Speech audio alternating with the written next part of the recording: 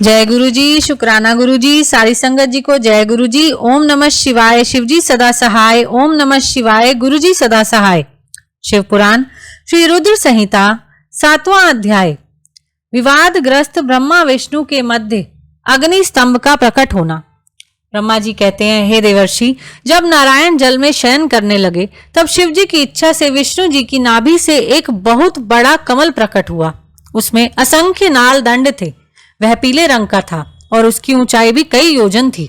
कमल सुंदर, अद्भुत और संपूर्ण तत्वों से युक्त था। वह रमणीय और पुण्य दर्शनों के योग्य था। तत्पश्चात भगवान शिव ने मुझे अपने दाहिने अंग से उत्पन्न किया। उन महेश्वर ने अपनी माया से मोहित कर नारायण देव के नाभि कमल में मुझे डाल दिया और लीला पूर्वक मुझे प्रकट किया। इस प्रकार उस कमल से पुत्र के रूप में मुझे जन्म मिला।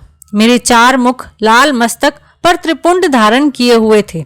भगवान शिव की माया से मोहित होने के कारण मेरी ज्ञान शक्ति बहुत दुर्लभ हो गई थी और मुझे कमल के अतिरिक्त और कुछ भी दिखाई नहीं दे रहा था। मैं कौन हूँ, कहाँ से आया हूँ, मेरा कार्य क्या है, मैं किसका पुत्र हूँ, किसने मेरा निर्माण किया है, कुछ इसी प्रकार के प्रश्नों ने मुझे परेशानी में डाल दिया था। कुछ क्षण बाद मुझे बुद्धि प्राप्त हुई और मुझे लगा कि इसका पता लगाना बहुत सरल है। इस कमल का उद्गम स्थान इस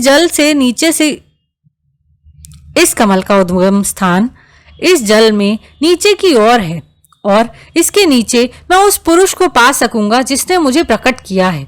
यह सोचकर एक नाल को पकड़कर मैं 100 वर्षों तक नीचे की ओर उतरता रहा, परंतु फिर भी मैंने कमल की जड़ को नहीं पाया। इसलिए मैं ऊपर की ओर बढ़ने लगा, परंतु बहुत ऊपर जाने पर भी कमल कोश को नहीं पा सका। तब मैं और अधिक परेशान हो गया। उस समय भगवान शिव की इच्छा से मंगलमयी आकाशवाणी प्रकट हुई। उस वाणी ने कहा, तपस्या करो।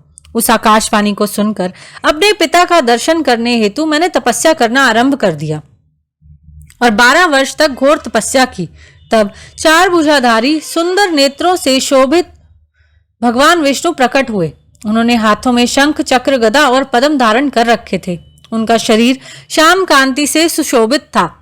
उनके मस्तक पर मुकुट विराजमान था तथा उन्होंने पीतांबर वस्त्र और बहुत से आभूषण धारण किए हुए थे। वे करोड़ों कामदेवों के समान मनोहर दिखाई दे रहे थे और सांवली व सुनहरी आभा से शोभित थे। उन्हें वहां देखकर मुझे बहुत हर्ष व आश्चर्य हुआ। भगवान शिव की लीला से हम दोनों में विवाद छिड़ गया कि हम में बड़ा कौन है। उसी समय हम दोनों के बीच में एक ज्योतिर्मय लिंग प्रकट हो गया। हमने उसका पता लगाने का निश्चय किया। मैंने ऊपर की ओर, विष्णु जी ने नीचे की ओर उस स्तंभ के आरंभ और अंत का पता लगाने के लिए चलना आरंभ किया, परंतु हम दोनों को उस स्तंभ का कोई और छोर नहीं मिला। थककर हम दोनों अपने उसी स्थान पर आ गए। हम दोनों ही शिव जी की माया से मोहित थे।